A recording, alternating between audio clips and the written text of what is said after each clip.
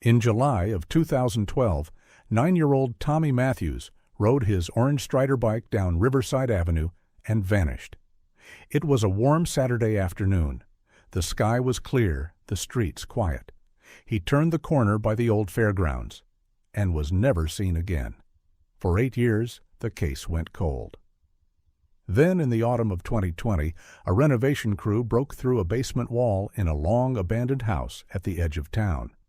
Behind the cinderblock was a sealed crawl space, the air thick with dust and mildew. Mark Sullivan had been hired to clear out the old garage before the demolition crew arrived. The rusty overhead door fought him for a moment before grinding open with a screech of metal on metal. When the afternoon light spilled into the darkness, he saw them. Scattered across the concrete floor were children's bicycles. 4 of them. One was Tommy's, the same orange frame with black handlebars, the same scuffed seat where he used to bounce when he got excited. The others didn't belong to anyone his family knew. Mark's hands trembled as he pulled out his phone, staring at the bikes scattered like broken promises across the dusty floor. 911? What's your emergency? I'm renovating a house on Elm Street, he said, voice cracking. I just found... Jesus Christ, I found kids' bikes, scattered on the floor. One of them, it's that missing boy's bike, Tommy Matthews. The discovery would pull the quiet town back into a nightmare it thought was over. And for the people who'd buried those bikes, it meant a secret that had stayed hidden for nearly a decade was about to come to light. Rachel Matthews was stocking shelves at Murphy's Hardware when her phone buzzed with Detective Paul Riedell's name on the screen. 8 years. 8 years since she'd seen that name flash across her phone, and her stomach still dropped like she was 17 again, sitting in the police station while they asked her to describe what Tommy was wearing for the 100th time. She let it go to voicemail. Customers needed help finding the right screws for their deck repairs, and she needed the distraction of normal problems with normal solutions. But 20 minutes later, when Jenny Lee came through the door asking if she'd heard about all the commotion on Elm Street, Rachel's hands went cold around the box of nails she was pricing. Police cars, Jenny said, shaking her head. 3 of them, and that white van from the crime scene people. Haven't seen that much activity since... She trailed off, eyes finding Rachel's face. Oh, honey, I'm sorry. I didn't mean to... It's okay, Rachel said, though her voice sounded like it was coming from underwater. What house on Elm? Jenny hesitated. The old Hale place. You know, the one that's been empty forever? Someone's been fixing it up, and apparently they found... Well, I don't know what they found, but it must be something. Rachel set the box down carefully, like it might explode if she moved too fast. The Hale place. Gordon Hale's house, the one he'd abandoned when she was still in elementary school. She remembered him vaguely, the handyman who used to fix Mom's garbage disposal and always smelled like cigarettes and motor oil. I have to go, she told Jenny. The drive to Elm Street took 4 minutes, but it felt like 4 hours. Rachel's hands gripped the steering wheel so tight her knuckles burned white. She could see the flashing lights 3 blocks away, painting the late afternoon sky in reds and blues that made her think of ambulances and missing person reports. She parked behind a news van. Christ, they were already here. And walked toward the yellow tape that cordoned off the house like a crime scene. Because that's what it was, wasn't it? Even before she knew what they'd found, her body knew. The way her chest went tight, the way her mouth tasted like copper, the way her legs wanted to run. Detective Riedell saw her coming. He was older now, grayer with lines around his eyes that hadn't been there when Tommy disappeared. But he still had that same careful way of moving, like he was afraid he might break something just by existing. Rachel, he said, stepping toward her. I tried calling. What did you find? The words came out harder than she meant them to. Jenny Lee said crime scene techs. What did you find in that house? Riedell glanced back at the house, then at her. His mouth opened like he was going to say something gentle, something cushioned in careful language designed to soften the blow. Just tell me, Rachel said. Please. I've been waiting 8 years. Just tell me. He nodded once, slow. We found bicycles, hidden in a sealed room in the basement. 4 of them. Rachel's breath caught. Tommy's? We think so. Orange Strider bike, black handlebars, matches the description. The world tilted sideways for a second. Rachel reached out, found the hood of a police car to steady herself. 8 years of wondering, of imagining, of hoping he'd just run away and was living somewhere safe with people who loved him. 8 years of Mom setting his place at the table and Rachel checking missing person websites obsessively. "The other bikes," she said, voice barely a whisper. "Do you know who they belong to?" Rydell's face was grim. "We're running serial numbers now, but Rachel—" He paused, looked at her like he was measuring how much truth she could handle. "There's something else. The room where we found them. It had been walled up, sealed. Someone didn't want those bikes found." Rachel's legs gave out then, not dramatically, not like in movies. Just a slow sink onto the curb, her body finally admitting what her mind had known for years but refused to say out loud. Tommy wasn't coming home. Tommy was never coming home, and someone in this quiet, safe town had made sure of that. Rydell sat down beside her on the curb, his knees creaking. Around them, crime scene techs moved in and out of the house like ants, carrying evidence bags and cameras and all the tools they used to make sense of the senseless. "We're going to find him, Rachel," Rydell said. "We're going to find Tommy, and we're going to find whoever did this." Rachel nodded, but she wasn't really listening anymore. She was thinking about that orange bike, about Tommy's excited voice when Dad brought it home from the store, about how he'd insisted on riding it in circles around the driveway until Mom made him come in for dinner, about how somewhere in that house, behind walls that had hidden the truth for 8 years, was the last piece of her brother's life, and maybe, finally, the first piece of justice. The call came at 6:23 p.m., just as Elaine Matthews was pulling a casserole from the oven, the same tuna noodle recipe she'd been making every Tuesday for 8 years because it was Tommy's favorite, and stopping felt like giving up. "Mom!" Rachel's voice was thick, careful. "You need to sit down." Elaine set the dish on the counter with shaking hands, steam rising from the cheese-crusted top like ghosts. "What happened? Are you hurt?" "I'm fine, but Mom, they found something at the old Hale house on Elm Street." The words hit Elaine like cold water. She sank into the kitchen chair Tommy used to sit in, the one with the wobbly leg he'd rock back and forth until she'd tell him to stop fidgeting. "What kind of something?" Rachel was quiet for so long Elaine thought the call had dropped. Then, "His bike, Mom." They found Tommy's bike. The casserole dish slipped from Elaine's hand. It hit the linoleum floor with a crash that echoed through the empty house, tuna and noodles spreading across the tiles like a promise broken. She didn't clean it up, just sat there staring at the mess while Rachel's voice kept talking, words like sealed room and evidence and other bikes washing over her like white noise. 8 years. 8 years of leaving his bedroom exactly the way it was the day he disappeared. 8 years of washing his clothes and folding them back in his dresser just in case.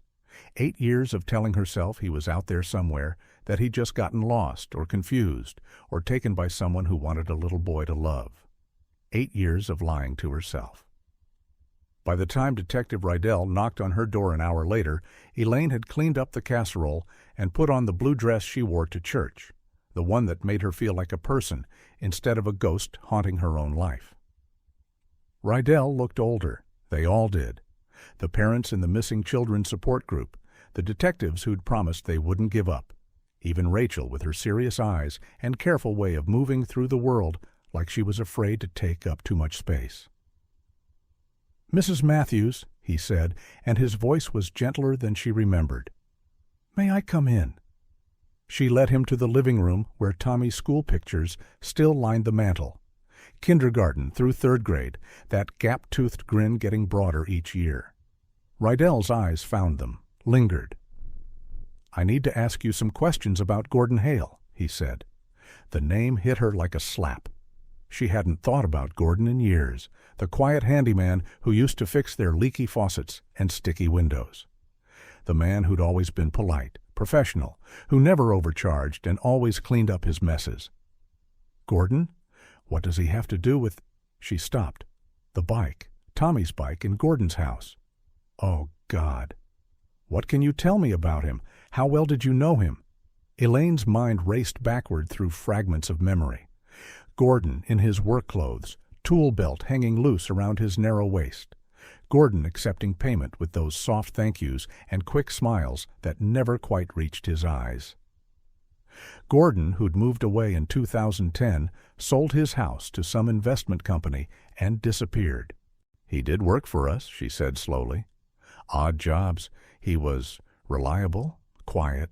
I don't think I ever saw him with friends or family. He kept to himself. Did Tommy ever interact with him? The question made her stomach clench. Sometimes. Tommy was curious about tools, about how things worked. Gordon would show him basic repairs, let him hold the flashlight. She paused, remembering. Tommy liked him, said Gordon treated him like a grown-up. Riddell wrote something in his notebook. When was the last time Gordon worked on your house? Spring of 2012, maybe? He fixed our back door. The lock was sticking. That was just a few months before. She couldn't finish the sentence. Did you know he owned that house on Elm Street? Elaine blinked. I thought he lived on Maple, in that little blue house by the park. He rented that one. The Elm Street house belonged to him. He told neighbors he was moving away in 2010, but we think he kept coming back. The room felt smaller suddenly, the air thicker. Elaine thought about all those times Gordon had been in their house, in Tommy's space, about the way Tommy had trailed after him, asking questions, eager to help. You think he... She couldn't say it, couldn't put those words together in a sentence that made sense. We're investigating, Riddell said. But, Mrs. Matthews, I need you to think. In the weeks before Tommy disappeared, did Gordon come by? Did you see him in the neighborhood? Elaine closed her eyes, tried to remember. July 2012. The heat wave that had everyone cranky and tired. Tommy's excitement about starting 4th grade, the way he'd begged every day to ride his bike to the store, to prove he was responsible enough for the longer trip. And yes, Gordon. She remembered now. He'd been working on the Hendersons' garage across the street, some problem with their overhead door. She'd seen his van several times that week, parked in their driveway. He'd waved to her once, that same polite smile. He'd been there, right there, watching when Tommy disappeared. He was working across the street, she whispered. The week Tommy vanished, he was there. Riddell nodded like he'd expected this. Did Tommy see him? Talk to him? I don't know. Maybe. Tommy always wanted to see what people were building or fixing. Her voice broke. Oh, God, did I let this happen? Did I? Mrs. Matthews. Riddell's voice was firm. This is not your fault. None of this is your fault. But even as he said it, Elaine was remembering Tommy's voice that last morning. Mom, can I ride to the store? I'll be really careful. I promise I'll come straight back. And her own voice, distracted by bills and laundry and all the small concerns that felt so important then. Okay, baby, but straight there and back. No detours. He'd kissed her cheek and run out the door, his orange bike gleaming in the summer sun. Straight there and back. If only it had been that simple. Rachel couldn't sleep. She lay in her childhood bed, staring at the ceiling where Tommy had helped her stick glow-in-the-dark stars when they were 7. The pattern was random, chaotic. Tommy had insisted they make their own constellation, something no one else in the world would have. He'd called it the gummy bear because he said it looked like the green ones from the bag they'd shared that night. At 3 a.m., she gave up pretending and walked to his room. Mom had kept it exactly the same. The race car bedspread, faded now but still tucked military tight the way Tommy liked it. His collection of Hot Wheels lined up on the windowsill in order of color, not size, because Tommy said size was boring, but rainbow order was magic. His backpack still hung on the desk chair, homework from 3rd grade still tucked inside. Rachel sat on the edge of his bed and pulled out her phone. The screenshots she'd taken at the crime scene were grainy, but she could make out the orange frame of his bike among the others scattered on that basement floor. Her phone buzzed. A text from Detective Rydell. "Can you come in tomorrow? Need to go through evidence with you." She typed back, "What kind of evidence?" 3 dots appeared, disappeared, appeared again. Finally, "Items we found with the bikes. Some may be connected to other missing children." Rachel's blood turned cold. Other missing children? She thought about the 3 other bikes in that sealed room, about families in other towns who might be getting phone calls like the one she'd made to Mom today. She opened her laptop and started searching. Missing Children, Pennsylvania, 2010 to 2015. The results filled her screen, faces that looked too much like Tommy, too young, too trusting. Kids who'd vanished from playgrounds and school bus stops and their own front yards. Jessica Foster, age 7, disappeared from Lancaster in 2011, last seen playing in her backyard. Marcus Williams, age 8, vanished from Harrisburg in 2013, left his house to walk to a friend's and never arrived. Lily Rodriguez, age 6, missing from York in 2014. Her pink bike was found 2 blocks from her house, but she was never seen again. Rachel stared at Lily's picture. Gap-toothed smile, pigtails tied with ribbons that matched her pink bike. The same pink bike Rachel had seen in the basement photos, streamers hanging limp from the handlebars. She was about to close the laptop when another search result caught her eye. Not a missing child report, but a news article from 2010. Local handyman questioned in missing girl case, released without charges. The article was short, buried in the back pages of a small-town newspaper. A 6-year-old named Emma Foster had vanished from Millerville, 30 miles away. Police had questioned several local contractors and service workers, including Gordon Hale, who'd been working in the neighborhood that week. No charges were filed, no evidence found. The case went cold. But Emma's bike, a yellow one with training wheels, was never found. Rachel counted back. 2010. 2 years before Tommy disappeared. 2 years before Gordon supposedly moved away from their neighborhood. She printed the article and every missing child report she could find, spreading them across Tommy's desk like pieces of a puzzle. The timeline was there, scattered across 5 years and 4 counties. A pattern of children vanishing near construction sites, near places where a handyman might be working. Her phone rang. Mom's name on the screen. "Rachel? Are you awake?" "Yeah, Mom. I'm in Tommy's room." A pause. "I can't stop thinking about what Detective Rydell said, about Gordon watching our house, about Tommy trusting him." Rachel looked at the printed articles, at the faces of children who'd smiled for school pictures and never made it home. "Mom, I think there were others, before Tommy." "What do you mean?" Rachel explained what she'd found, reading names and dates and details that painted a picture too horrible to fully accept. When she finished, the silence on the other end stretched so long she thought Mom had hung up. Finally, "That man was in our house. He fixed our sink, our doors. He smiled at us. He shook your father's hand." "I know." "Tommy helped him carry tools, brought him glasses of water when it was hot." Mom's voice was getting smaller, more distant. How could we not see it? How could we not know? Rachel didn't have an answer for that. She thought about the way Gordon had always been polite, professional, the way he'd blend into the background of their lives, just another adult taking care of adult things. Invisible until you needed something fixed. "We couldn't have known," she said, but the words felt hollow. He was good at hiding. I keep thinking about that last morning. Tommy was so excited about riding to the store by himself. He'd been asking for weeks to make that trip alone, to prove he was responsible. Mom's voice cracked. What if Gordon was waiting for that? What if he knew Tommy would eventually convince me to let him go? Rachel felt sick. She thought about predators, about the patient way they studied their prey, about Gordon working across the street from their house that week, watching, learning Tommy's patterns and preferences. "The police will figure it out," she said. "They'll find evidence and they'll—" "Rachel." Mom's voice was steady now, certain. "I want to see that house. I want to see where they found his bike."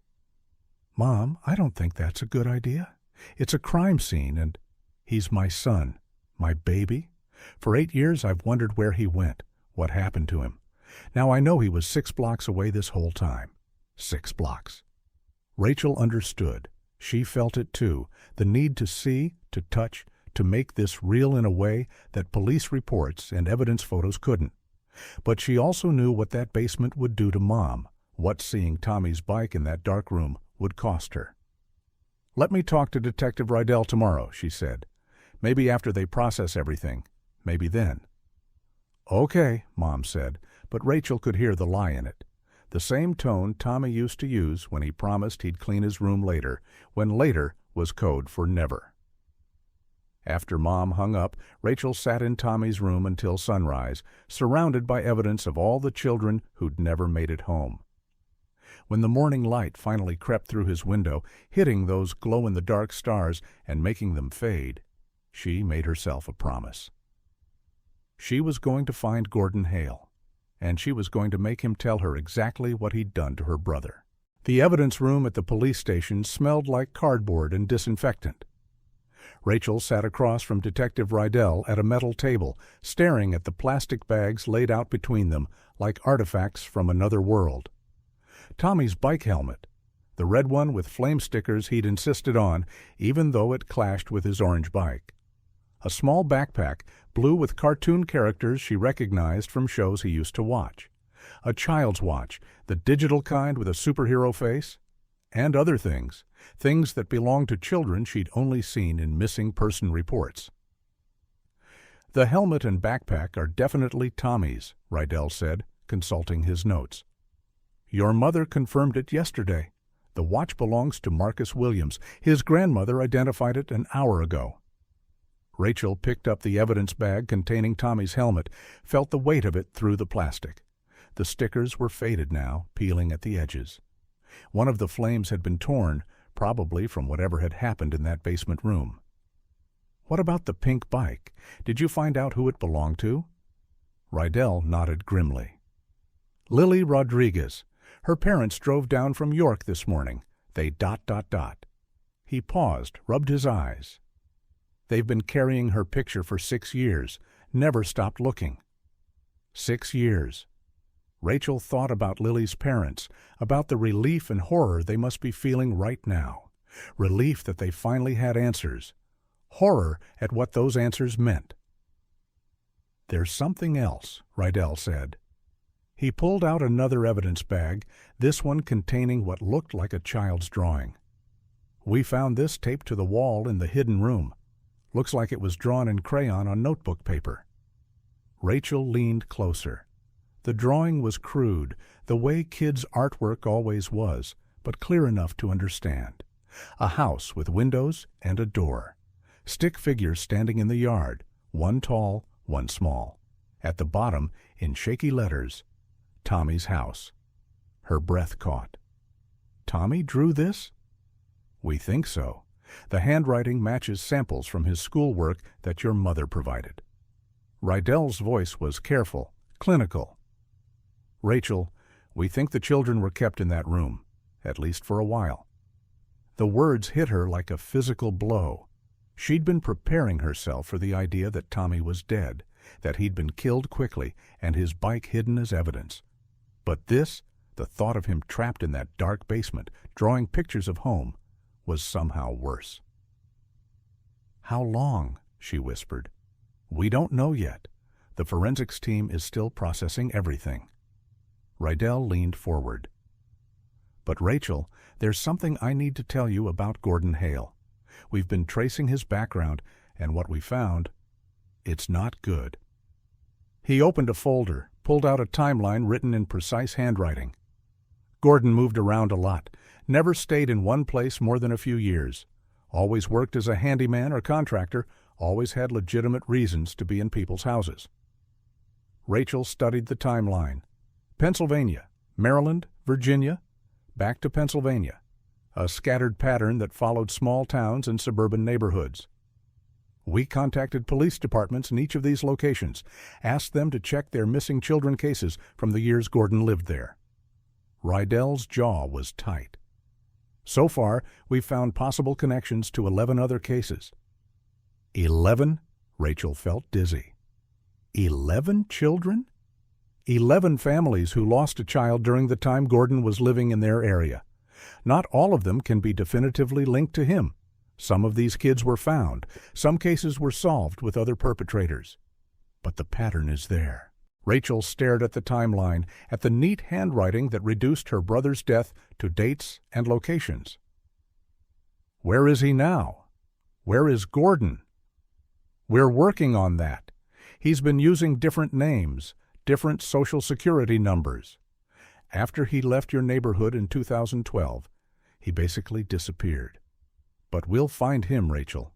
This kind of evidence, the bikes, the personal items, it's enough to build a solid case. What if he's still out there? What if he's taken other kids since Tommy? Rydell didn't answer right away, and that silence told her everything she needed to know. A knock on the door interrupted them. A uniformed officer stuck his head in. Detective? The parents from York are here. The Rodriguez family. They want to see their daughter's bike. Rydell nodded. Give us 5 minutes. After the officer left, Rachel looked at the evidence bags again. Tommy's helmet, his backpack, a drawing that proved he'd been alive in that basement, at least long enough to remember home. I want to see the house, she said. Rachel? I want to see where he was, where he drew that picture. I need to see it. Rydell studied her face. The crime scene team is still processing. It's not a place you want to be right now. It's not a place I want to be ever, Rachel said. But he's my brother, and for 8 years I've been wondering where he went. Now I know. He was 6 blocks from our house, and I drove past that place hundreds of times without knowing he was there. She picked up Tommy's helmet again, traced the outline of a flame sticker through the plastic. I used to yell at him for leaving this on the kitchen counter. Said he was going to lose it if he didn't put it away properly. Her voice broke then, just for a second. All those times I worried about him losing his helmet. I never worried about him losing everything else. Rydell was quiet for a moment. Then, I'll see what I can do. Maybe in a few days, when we've cleared the major evidence. But Rachel, seeing that room isn't going to give you closure. It's just going to give you nightmares. I already have nightmares, Rachel said. At least this way. They'll be real. Outside the evidence room, she could hear voices in the hallway. The Rodriguez family, probably, getting ready to face the same horrible confirmation she'd just experienced. Parents who'd spent 6 years hoping their daughter was alive somewhere, only to learn she'd been dead almost the entire time. Rachel thought about the pink bike with streamers, about a 6-year-old girl who'd loved bright colors and probably drew pictures of home just like Tommy had. She thought about Gordon Hale, wherever he was now, living under whatever name he'd chosen next. And she thought about the 11 other families who might not even know yet that their children's disappearances were connected to a man who'd made a career out of fixing things while secretly breaking the most important things of all. The forensics report arrived on a Thursday morning, delivered to Detective Rydell's desk in a manila envelope that looked too thin to contain 8 years of answers. Rachel sat in the uncomfortable plastic chair across from his desk, watching him read through pages of technical language and clinical observations. His face gave nothing away, but she could see his jaw tighten with each page he turned. "What does it say?" she asked finally. Rydell set the report down carefully, like it might bite him. The basement room was set up as a living space, makeshift but functional. There was a camping toilet behind a curtain, bottles for water, some kind of ventilation system he'd rigged through the foundation. Rachel's stomach turned. He kept them alive. For some period of time, yes, the forensics team found evidence that children had been in that room over several years, different time periods. He paused, met her eyes. Rachel, they found more drawings, hidden under a loose floorboard, different handwriting, different children. The room felt smaller suddenly. Rachel gripped the arms of her chair. How many? 7 drawings total. 3 we can match to known missing children based on the names written at the bottom. The others?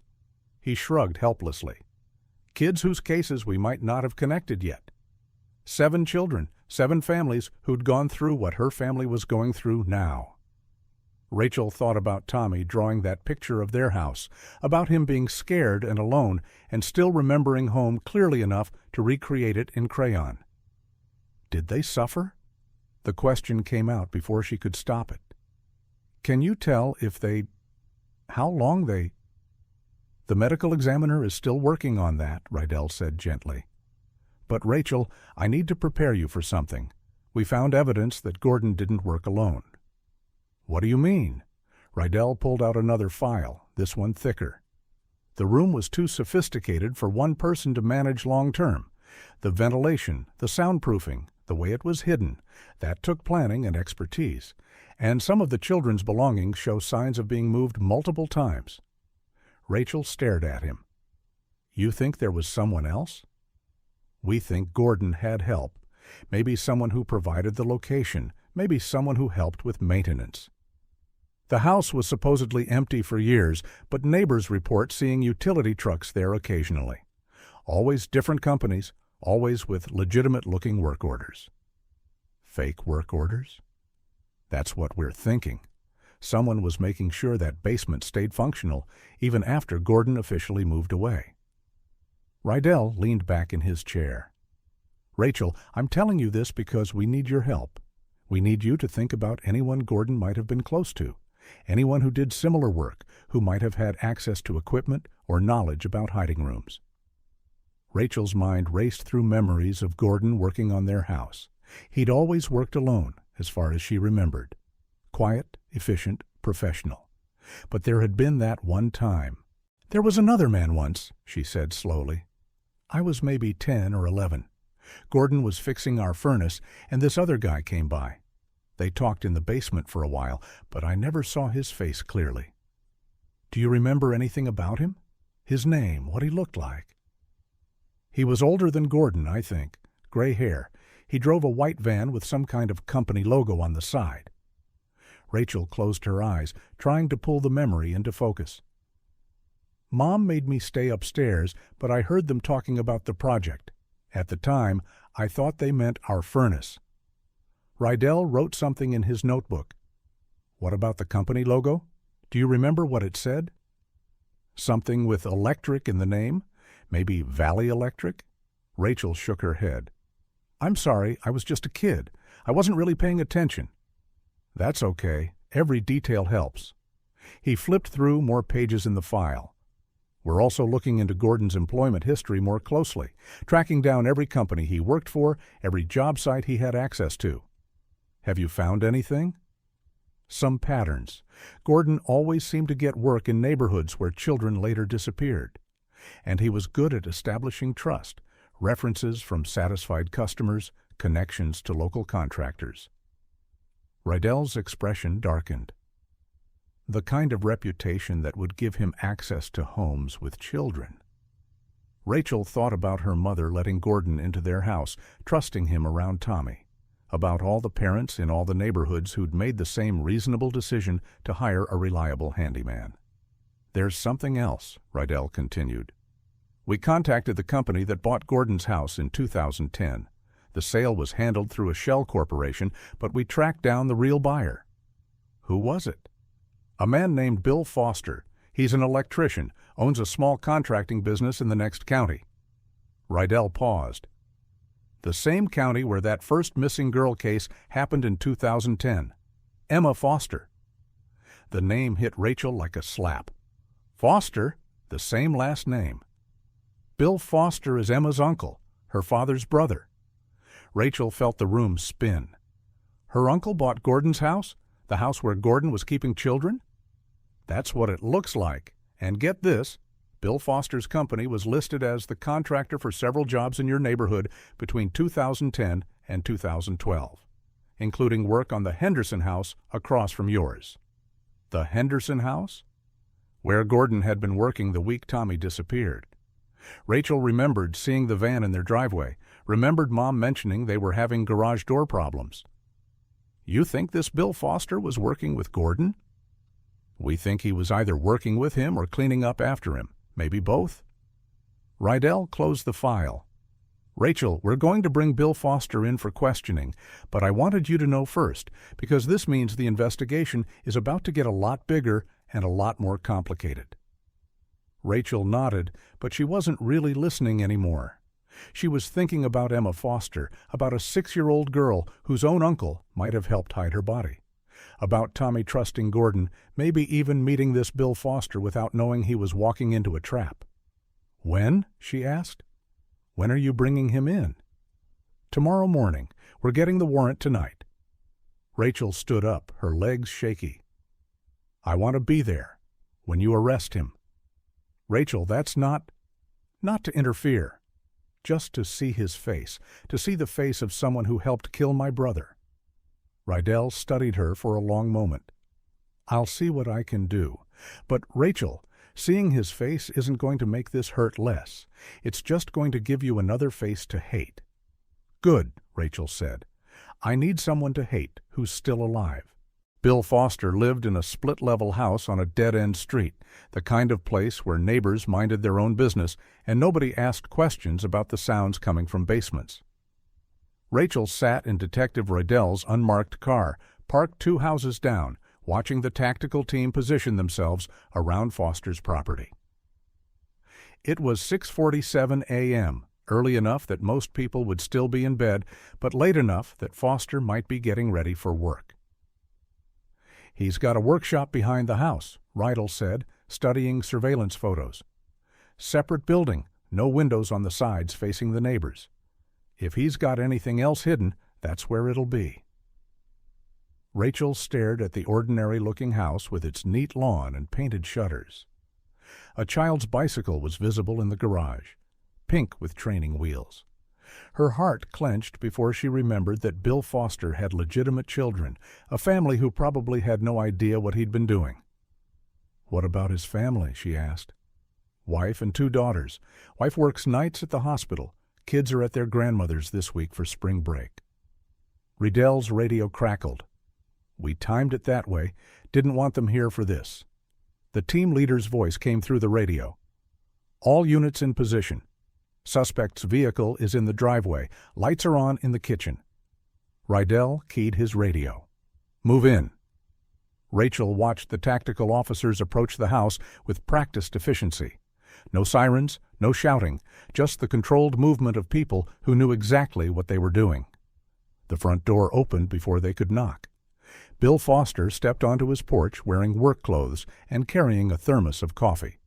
He was older than Rachel had expected, maybe 60, with gray hair and the kind of weathered hands that came from years of manual labor. He looked like somebody's grandfather, not like a man who helped murder children. He didn't run, didn't resist, just set his thermos down carefully and put his hands behind his back like he'd been expecting this moment for years. That was too easy, Rydell muttered. They watched the officers lead Foster to a patrol car, his head down, shoulders sagging. No drama, no protestations of innocence, just quiet resignation. He knew, Rachel said. He knew you were coming.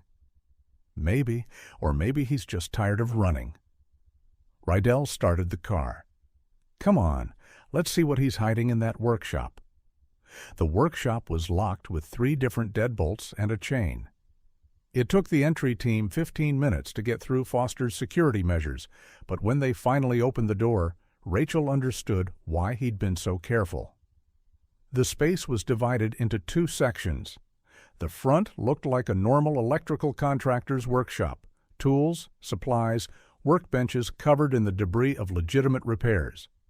But the back section, separated by a heavy curtain, was something else entirely. File cabinets lined the walls, each drawer labeled with dates and locations. Maps covered a pegboard marked with colored pins that corresponded to different years. And on a desk in the center, a computer surrounded by external hard drives and manila folders stuffed with photographs. Detective Rydell emerged from the workshop 20 minutes later, his face pale. "Rachel, you need to go home." "What did you find?" "More than we expected. A lot more." He walked her back toward his car, one hand on her elbow. "This isn't just about Gordon Hale anymore. This is organized, professional. We're looking at what might be a trafficking network that's been operating for 15 years. 15 years. Rachel felt sick. "How many children?" "We don't know yet. Foster kept detailed records, but they're coded. It's going to take time to decode everything." Rydell opened the passenger door for her. "But Rachel, some of the recent dates suggest this didn't stop when Gordon disappeared. They might still be active." The thought hit her like a physical blow. While she and her family had been grieving Tommy, while they'd been learning to live with his absence, other children had been disappearing. Other families had been destroyed. "The children in the basement," she said. Were they sold?" Rydell didn't answer immediately, which was answer enough. "We think some were moved to other locations. The drawings we found, the personal items, they might have been kept as records. Proof of inventory." His voice was clinical, professional, but Rachel could hear the disgust underneath. "Foster's computer contains shipping manifests, contact lists, financial records. This was a business, Rachel, a business that sold children." Rachel leaned against the car, her legs suddenly weak. She thought about Tommy drawing pictures of home while men in another room discussed selling him like merchandise. About other children, maybe dozens of them, reduced to line items in Foster's files. "I want to see what's on that computer." "Absolutely not. This is evidence in a federal investigation now. The FBI is taking over." Rydell paused. "Rachel, you need to prepare yourself. This case is about to become national news. The media attention is going to be intense." "I don't care about media attention. I care about finding every child these bastards took." "I know, and we will, but it's going to take time, and it's going to be painful. Some of these cases are old, some of the evidence is degraded. We might not be able to save everyone." Rachel understood what he wasn't saying. Tommy was gone, had been gone for years, probably died shortly after those drawings were made. But there might be other children still alive, still trapped in places like that basement room. "What about Gordon? Have you found him yet?" Foster's talking gave up Gordon's location within an hour of his arrest. Rydell's smile was grim. "Apparently loyalty only goes so far when you're looking at federal trafficking charges." "Where is he?" "Small town in West Virginia, living under the name Gary Hudson, working construction. Local police are picking him up this afternoon." Rachel felt a surge of satisfaction so intense it surprised her. After 8 years of wondering, of imagining Tommy's killer as some untouchable ghost, the idea that Gordon Hale was about to be arrested in a West Virginia jail cell felt like justice finally catching up. "Will I be able to see him when he's brought back?" "Rachel, I need to see his face. I need him to see mine." She turned to look at Foster's workshop, where investigators were still carrying out boxes of evidence. "That man in there made money off my brother's death. Gordon Hale took Tommy from us. I need them to know that Tommy mattered, that he wasn't just inventory." Rydell studied her face. "When the time comes, we'll see what we can arrange. But right now, you need to go home and prepare your family. This story is going to break in the next few hours, and it's going to change everything." As they drove away from Foster's house, Rachel watched the crime scene tape flutter in the morning breeze. Soon this quiet street would be overrun with reporters and curiosity seekers, all wanting to see where evil had hidden behind suburban normalcy. But for now, it was just another neighborhood where children rode bikes and parents trusted contractors, and nobody suspected that monsters could look like tired electricians carrying thermoses of coffee. just like the neighborhood where Tommy had disappeared, trusting a handyman who'd smiled and waved and planned his death behind kind eyes. Gordon Hale didn't look like a monster. That was Rachel's first thought when she saw him through the one-way glass in the interview room. He was smaller than she remembered, his hair completely gray now, wearing an orange jumpsuit that made him look like any other tired old man who'd made bad choices. But then he smiled at something Detective Rydell said, and Rachel recognized that same polite expression he'd worn when he fixed their kitchen sink. The same careful friendliness he'd shown Tommy when her brother had begged to help with repairs. "He looks so ordinary," she whispered. Beside her, FBI agent Martinez nodded. "They usually do. That's how they get away with it for so long." Through the speakers, she could hear Rydell's voice. "Gary Hudson isn't your real name, is it, Gordon?" Gordon, she couldn't think of him as Gary, not when she'd known him as the man who'd murdered her brother, leaned back in his chair. "Haven't used that name in years. Figured it was time to be someone else." "Someone who didn't kidnap and kill children?" "Now, Detective, that's a strong accusation. You sure you can prove something like that?" His voice was the same, too, soft, reasonable, with that slight Southern accent that had made him seem trustworthy. Rachel's hands clenched into fists. "We found the bikes, Gordon, in your basement on Elm Street, including Tommy Matthews's orange Strider." For the first time, Gordon's expression flickered, just for a second, but Rachel caught it, a tightening around his eyes, a barely perceptible shift in his posture. "That's quite a story," he said finally. "But I haven't lived in that house since 2010. Whatever somebody put in that basement happened after I left. Except we have your partner, Bill Foster, and Bill's been very talkative." Gordon's smile faltered. "Bill's got health problems, memory issues. I wouldn't put too much stock in what he says." Agent Martinez leaned forward. "Foster showed us the records, Gordon. Every transaction, every location, every child. Your operation was impressive. If you can call destroying families impressive." "I don't know what you think you found." "We found Tommy Matthews' drawing," Rydell interrupted. "A picture of his house that he drew while you kept him in that basement. A 7-year-old boy, scared and alone, drawing pictures of home while you and Foster decided what to do with him." Gordon was quiet for a long moment. When he spoke again, his voice was different, harder, less performative. "Kids draw pictures. Doesn't prove anything. It proves he was alive in that room. It proves you kept him there long enough for him to process what was happening to him." Rydell's voice was steel. "What did you tell him, Gordon? Did you tell him his parents were looking for him? Did you tell him he was going home?" "I told him what he needed to hear." The casual cruelty of it hit Rachel like a slap. She stood up so fast her chair scraped against the floor. "I want to talk to him." "Rachel, that's not—" "I want 5 minutes with the man who killed my brother." Agent Martinez shook her head. "That's not how this works. You're here as an observer. Nothing more." "Then let me observe him lying about Tommy. Let me watch him pretend he doesn't remember."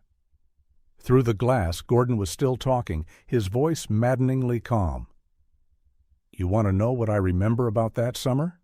I remember working honest jobs for honest pay. I remember helping families fix their problems." "Like the Matthews family?" Rydell asked. "Did you help them fix their problems when you took their son?" "The Matthews boy rode his bike past my worksite every day. Friendly kid, always waved." Gordon's smile returned, and Rachel wanted to put her fist through the glass. "Shame what happened to him. Real tragedy. You know exactly what happened to him because you made it happen." "Now, Detective, you're putting words in my mouth." Rachel couldn't stand it anymore. She walked out of the observation room and straight to the interview room door. Agent Martinez called after her, but she was already turning the handle. Gordon looked up when she entered, and for a split second she saw recognition flash across his face. Then the polite mask slipped back into place. "Well, if it isn't little Rachel Matthews," he said. "My, how you've grown." The sound of her name in his mouth made her skin crawl. "You remember me." "Of course I remember you. Sweet family. Your mother made the best iced tea in the neighborhood." Rachel sat down across from him, ignoring Rydell's warning look. "Tell me what you did to Tommy." "I'm afraid I don't know what you mean." "You took him from his bike ride. You put him in that basement. You kept him there while our family searched every street, every park, every place we thought he might have gone." Her voice was steady, controlled. She'd practiced this conversation in her head for days. "Tell me what you did to my brother?" Gordon studied her face with the clinical interest of someone examining an insect. "You know, you look just like him. Same eyes, same stubborn chin. He talked about you constantly." The words hit her like a physical blow. "What?" "In the basement. He worried about you, about how scared you'd be. Said you always took care of him, made sure he was safe." Gordon's smile widened. Sweet kid, real protective of his family. Rachel's vision blurred. The idea that Tommy had been thinking about her, worried about her while he was trapped and terrified, was almost too much to bear. "Where is he now?" she whispered. "Now? Well, I expect he's wherever good little boys go when their time is up." "Where is his body?" Gordon leaned back, his expression thoughtful. "You know, Rachel, your brother was special, different from the others. He never stopped believing he was going home. Even at the end, he kept asking when you were coming to get him. Tell me where he is." "He's at peace," Gordon said softly. "Isn't that enough?" Rachel lunged across the table before she could stop herself. Her hands found Gordon's throat, her thumbs pressing against his windpipe while he made choking sounds that sounded like the justice she'd been waiting 8 years to deliver. Strong hands pulled her back, Rydell and Martinez, their voices urgent but distant. Gordon coughed and rubbed his neck, his eyes bright with something that looked almost like pleasure. "There's the anger," he said, his voice raspy. "Tommy had that same fire when he realized he wasn't going home. Real fighter, your brother. Made everything so much more interesting." Rachel struggled against the hands holding her, wanting nothing more than to wipe that smile off Gordon's face permanently. But even as they dragged her from the room, she could hear him laughing. That sound would follow her home and into her dreams for weeks to come. The news broke at 6 p.m. on a Tuesday, spreading across social media like wildfire before the evening broadcast could catch up. Child trafficking ring exposed. 8-year investigation into missing boy leads to massive bust. Rachel sat in her mother's living room, watching their quiet street fill with news vans and reporters. The phone had been ringing nonstop since the story hit the wire, journalists wanting comments, true crime podcasters fishing for exclusive interviews, victim advocacy groups offering support she wasn't ready to accept. Mom had unplugged the landline an hour ago and drawn all the curtains, but they could still hear the voices outside, the shuffle of feet on their front porch, the occasional knock from someone brave enough to approach the door. 23 children, Rachel said, reading from her phone. They're saying Gordon and Foster were responsible for 23 missing children over 15 years.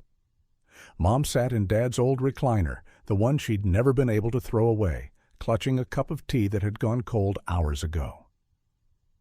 23 families, she said quietly. 23 mothers who went through what I went through. The FBI had released limited information to the press, enough to explain the scope of the investigation without compromising ongoing cases. Foster's computer had contained shipping manifests that read like inventory reports, children reduced to physical descriptions and monetary values. Some had been sold to buyers across state lines. Others had been kept longer, used for purposes the agents wouldn't describe in detail. They found 3 children still alive, Rachel continued reading. Rescued from a compound in Nevada. Ages 12, 14, and 16. They'd been missing for 4, 6, and 8 years respectively. It was good news, the best news they could have hoped for. But it also meant that while Tommy had been dying in that basement room, other children had been surviving in places just as terrible, growing up in captivity while their families grieved. The doorbell rang again. Mom flinched but didn't move to answer it. "Mrs. Matthews, this is Linda Chen from Channel 8 News. We'd love to give you a chance to share Tommy's story, to help other families who might be going through something similar." Rachel recognized the name. Linda Chen had covered Tommy's disappearance 8 years ago, had done one of the more respectful pieces about the search efforts. But right now, the last thing either of them wanted was to share their grief with television cameras. "They want a story," Mom said. "Something neat and simple. Closure, justice served, the bad guys caught." "Is that what this is?" Mom was quiet for a long moment. "I don't know. Gordon Hale is in prison. Bill Foster is talking to the FBI, but Tommy's still gone. He's been gone for 8 years, and finding his bike doesn't bring him back." Rachel set her phone aside and moved to the window, peering through a gap in the curtains. The reporters were setting up for evening broadcasts, using their house as a backdrop while they explained how a routine renovation had exposed one of the largest child trafficking operations in state history. "Agent Martinez called while you were in the shower," Mom said. "They want us to come in tomorrow to discuss victim impact statements for the trial." "What did you tell her?" "That I'd think about it." Mom finally set down her teacup. "Rachel, I don't know if I can sit in a courtroom and listen to the details. I don't know if I can hear what they did to him." Rachel understood. She'd barely made it through Gordon's interrogation without attacking him again. The idea of sitting through weeks of testimony, of hearing evidence described in clinical detail, felt overwhelming. But she also thought about the 3 children who'd been rescued, about families who were getting their kids back because Gordon and Foster had finally been caught, about the families of the other 20 children who might finally get answers. "Maybe we don't have to know everything," she said. "Maybe it's enough to know that he's not going to hurt anyone else." Her phone buzzed with a text from Detective Rydell. "Media getting overwhelming? Safe house available if you need space." She showed the message to Mom, who shook her head. "This is our home. We're not letting them drive us out of our own house." But as the evening wore on and more vans arrived, as reporters knocked with increasing frequency and neighbors began gathering on the sidewalk to watch the spectacle, Rachel began to reconsider. The attention felt invasive, parasitic. Their private grief had become public entertainment. Around 9 p.m., a knock came that sounded different from the others, softer, more hesitant. Rachel opened the door to find Jenny Lee standing on the porch, holding a covered casserole dish. "I'm sorry," Jenny said immediately. "I know you probably don't want visitors right now. But I made too much lasagna, and I thought you might not feel like cooking tonight." Rachel stepped aside to let her in, grateful for a familiar face that wasn't asking for interviews or statements. Jenny had lived across the street for 15 years, had helped search for Tommy in those first awful days after he disappeared. "How are you holding up?" Jenny asked, setting the dish on the kitchen counter. "I don't know," Rachel said honestly. "It's good that they caught him. It's good that other children were saved. But it doesn't feel like closure. It feels like we're just learning how much worse it was than we imagined." Jenny nodded. "I keep thinking about that summer, about seeing Tommy ride past my window every day, about how normal everything seemed. That man was living 6 blocks away, and we had no idea." "Did you ever talk to him? To Gordon?" "A few times. He worked on our air conditioning unit once, maybe 2011. Seemed nice enough. Professional." Jenny's face darkened. "He asked about the neighborhood kids, said he liked seeing them play outside, that it reminded him of his own childhood. I thought he was just being friendly." The casual way Gordon had gathered information made Rachel's skin crawl. How many conversations like that had he had? How many parents had unwittingly given him details about their children's routines and habits? The FBI agent said he might have been watching families for months before taking their children, Rachel said, learning their patterns, figuring out the best opportunities. 23 children, Jenny whispered. I can't wrap my head around that number. Rachel looked out the window at the news vans, their bright lights turning her street into a stage set. Tomorrow the reporters would move on to other stories, other tragedies. But the families of those 23 children would still be living with the knowledge that their babies had been reduced to merchandise in Gordon Hale's twisted business. Her phone rang, Mom's name on the screen. "Rachel? Where are you?" "Kitchen. Jenny brought food." "Good. Listen, I've been thinking about what Agent Martinez said, about the victim impact statements." Mom's voice was stronger than it had been all day. "I want to do it. I want Gordon Hale to hear what he took from us." Rachel closed her eyes, picturing Gordon's cold smile, his casual cruelty when he'd described Tommy's final days. The idea of facing him again in court, of giving him another opportunity to hurt them, was terrifying, but it was also necessary. "Okay," she said, "we'll do it together."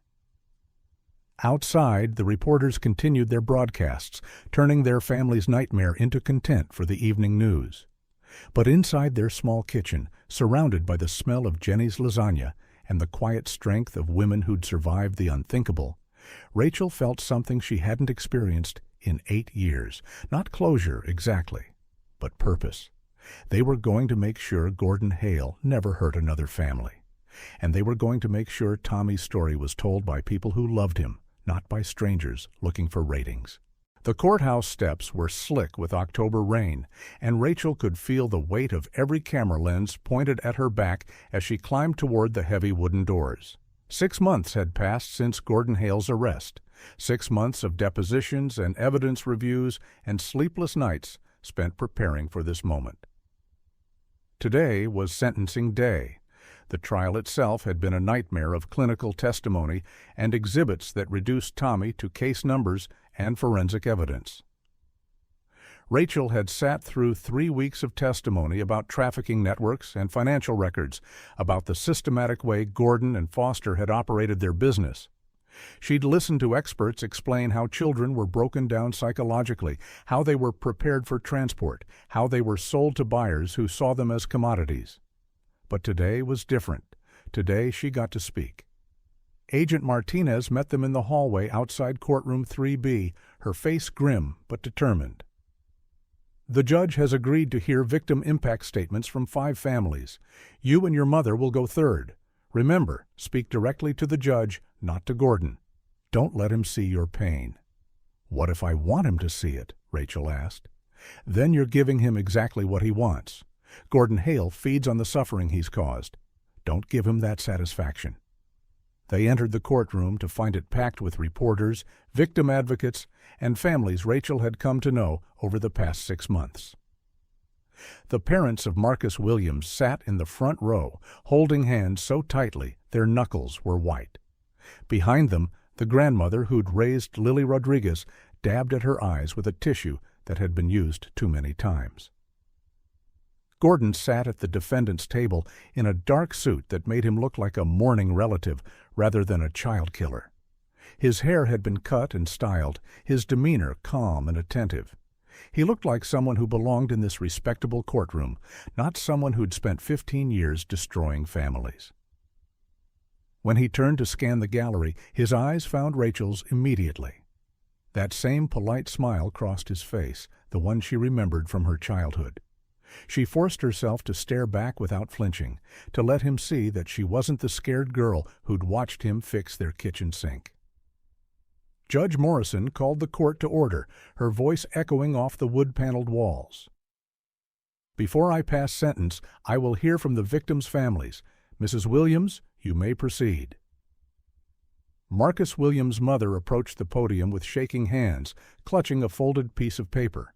Her voice broke as she described her son's love of baseball, his dream of becoming a veterinarian, the way he'd left for a friend's house one day and never came home. He would be 16 now, she said, looking directly at Gordon.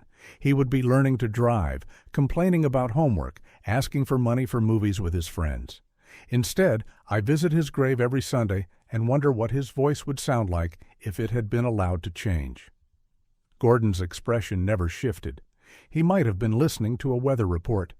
Next came Lily Rodriguez's grandmother, speaking in heavily accented English about a little girl who'd loved pink tutus and wanted to be a ballerina. She'd brought one of Lily's drawings, a crayon picture of a family under a rainbow, and held it up for the judge to see. "She drew this the day before she disappeared," the old woman said. "Still has our refrigerator magnets on the back. 6 years I keep it, hoping she'd come home to see it again." Then it was Rachel's turn. She walked to the podium on unsteady legs, feeling the weight of 8 years settling on her shoulders. The statement she'd prepared was in her pocket, but she found herself speaking from the heart instead. "Tommy Matthews was 9 years old when Gordon Hale took him," she began. "He was my twin brother, born 4 minutes after me, and he never let me forget that I was technically older.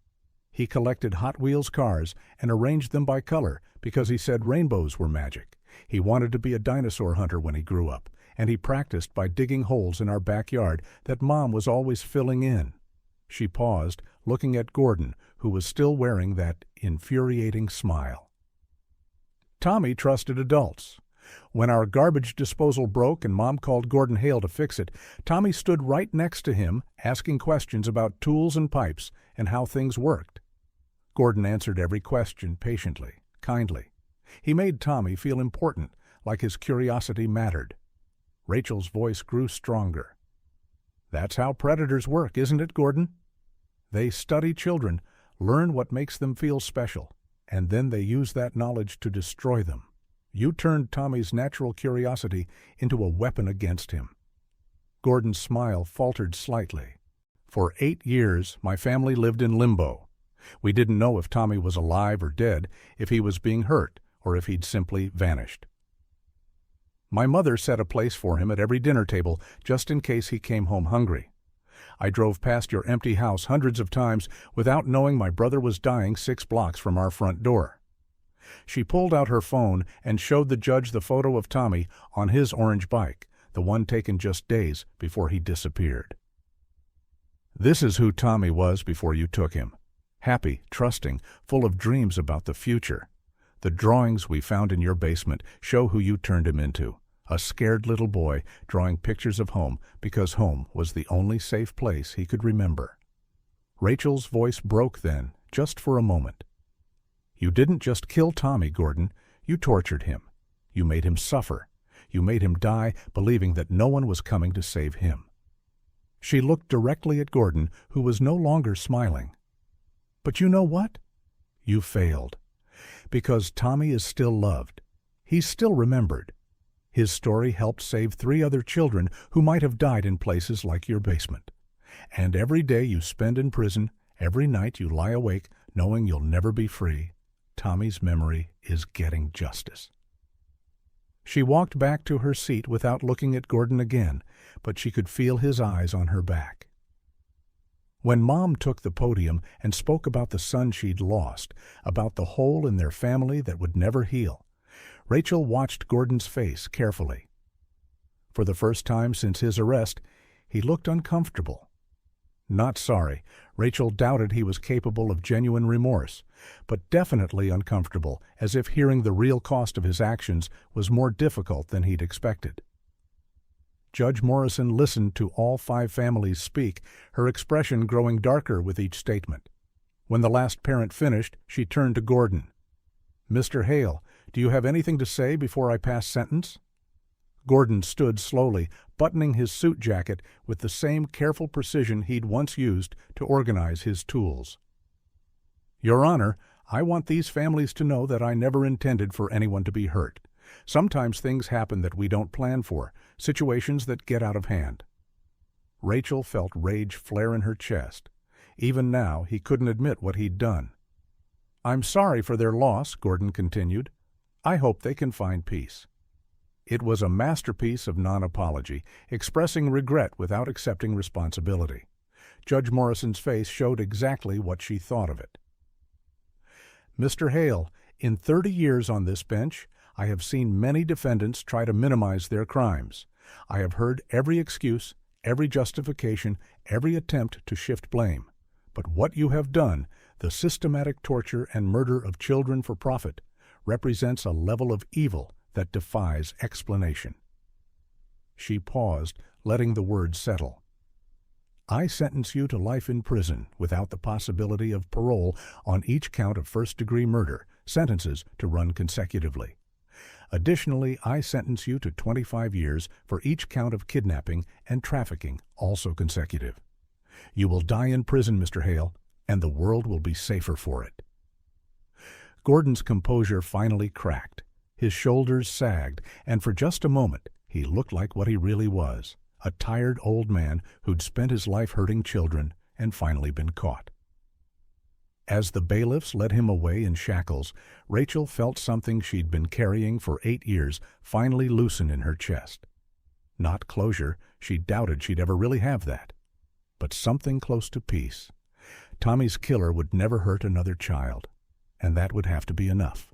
2 years after Gordon Hale's sentencing, Rachel found herself standing in front of a different house on a different street, holding a clipboard and trying to convince a stranger to let her inside. I know this is unusual, she said to the elderly man who'd answered the door, but I promise you I'm not selling anything. I just need to look at your basement. Mr. Patterson squinted at her through thick glasses, probably wondering why a 27-year-old woman was asking to inspect his foundation on a Thursday morning. Behind him, she could see the hallway of a house that had been built in the same era as Gordon's place, 1960s ranch style, with the kind of basement that could easily hide secrets. I'm with the Matthews Foundation, Rachel continued, showing him the business card she'd had printed 6 months ago. We're working with law enforcement to identify properties that might have been connected to child trafficking operations. Your house was owned by someone we're investigating. It was a lie, but a useful one. The Matthews Foundation existed only on paper and in Rachel's laptop, funded by the book deal she'd signed to tell Tommy's story. The real work, the obsessive searching through property records and rental histories, was something she did alone in the evenings, following leads that probably went nowhere. Mr. Patterson studied her card, then her face. You're that girl from the news, the one whose brother... Yes, sir, that's me. He stepped aside and let her in. The basement was finished, carpeted, converted into a family room decades ago. Nothing suspicious about it, no hidden rooms or suspicious modifications. But Rachel had learned to be thorough. She checked behind bookcases, looked for unusual electrical work, measured rooms to make sure the interior dimensions matched the exterior. Find what you're looking for? Mr. Patterson asked when she emerged 20 minutes later. Nothing here, she said, but that's good news for you. It was the same conversation she'd had 43 times in the past year, ever since she'd started tracking down properties connected to Gordon Hale's extended network. Most of the houses were clean. A few had minor modifications that might have been suspicious. One had revealed a hidden room that contained nothing but old Christmas decorations and a musty smell. But she kept looking because the FBI investigation had stalled, because there were still missing children whose cases hadn't been solved, because sitting at home feeling sorry for herself wasn't bringing anyone back. Her phone rang as she walked back to her car. Mom's name on the screen. How'd it go today? Mom asked. Nothing. Another basement full of perfectly normal family memories. Rachel slid into the driver's seat and started the engine. How was group? Good. We have 3 new families this month, parents of kids who went missing in the last few years. I think it helps them to hear from someone who's been through it. Mom had started facilitating a support group for families of missing children 6 months ago, meeting every Tuesday evening in the basement of St. Mark's Church. Rachel had gone to a few meetings, but found them too painful. All those parents still hoping, still believing their children might come home alive. Agent Martinez called. Mom continued. They found another property in Ohio, house that was rented by one of Foster's associates back in 2016. Local police want to know if you're available to consult. Rachel felt the familiar surge of adrenaline that came with a new lead. When? Next week. But Rachel, honey, you don't have to keep doing this. The FBI has their own people, their own experts. You've already done more than anyone could expect. Someone has to look for them, Mom. Someone has to care enough to check every basement, every hidden room, every place these animals might have stashed evidence. I know, I just worry that this is becoming your whole life. You're 27 years old.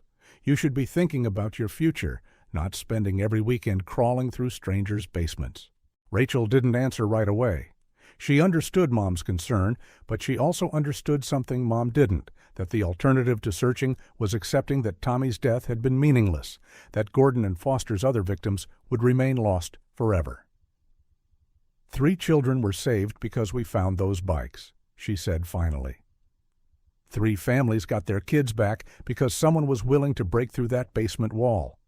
If there's even a chance of finding one more, isn't it worth it? Mom was quiet for a moment. Just promise me you're not doing this to punish yourself. What happened to Tommy wasn't your fault. I know that. But even as she said it, Rachel wasn't sure she believed it. The guilt had faded over the years, but never disappeared completely. The knowledge that she'd been Tommy's older sister, his protector, and she'd failed him when he needed her most. I have to go, she said.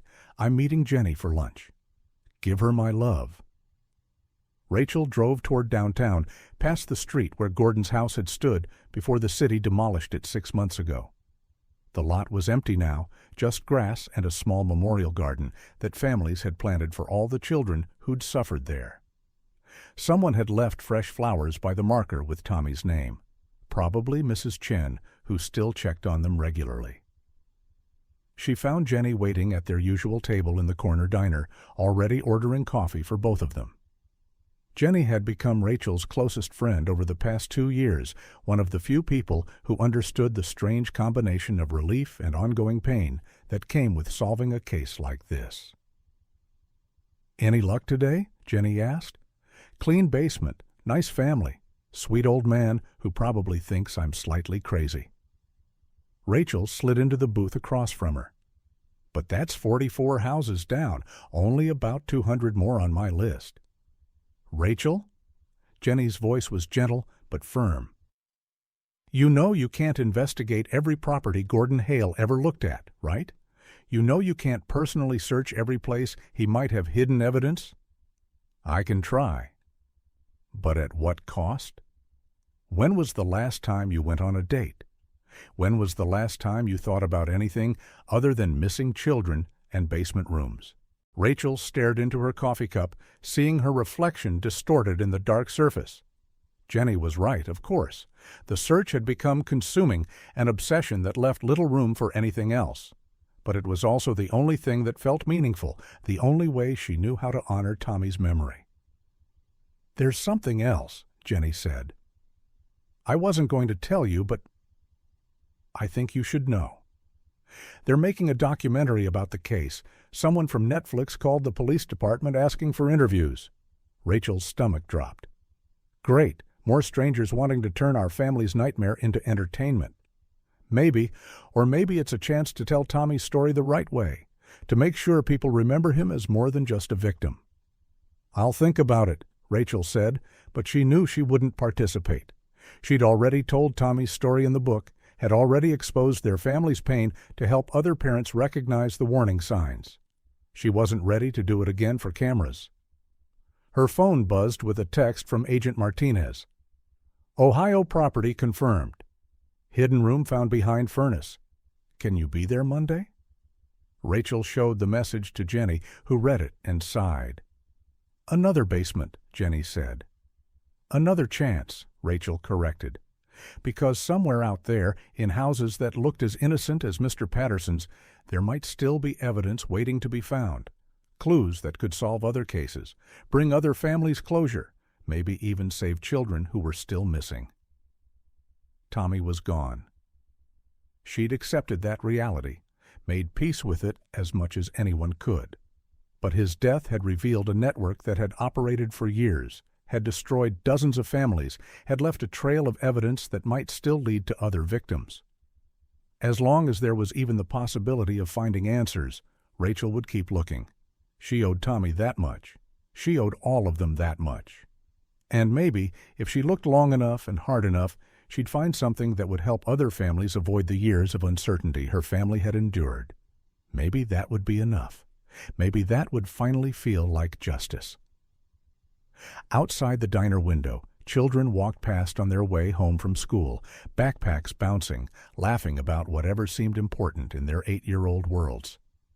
They looked so much like Tommy had, so trusting and innocent and unaware that monsters could hide behind helpful smiles and friendly waves. Rachel watched them go and made herself a promise. She would keep searching until every basement was checked, every hidden room was found, every secret was dragged into the light. Because somewhere out there, another Tommy was waiting to be found, and she wasn't going to stop looking until she brought him home.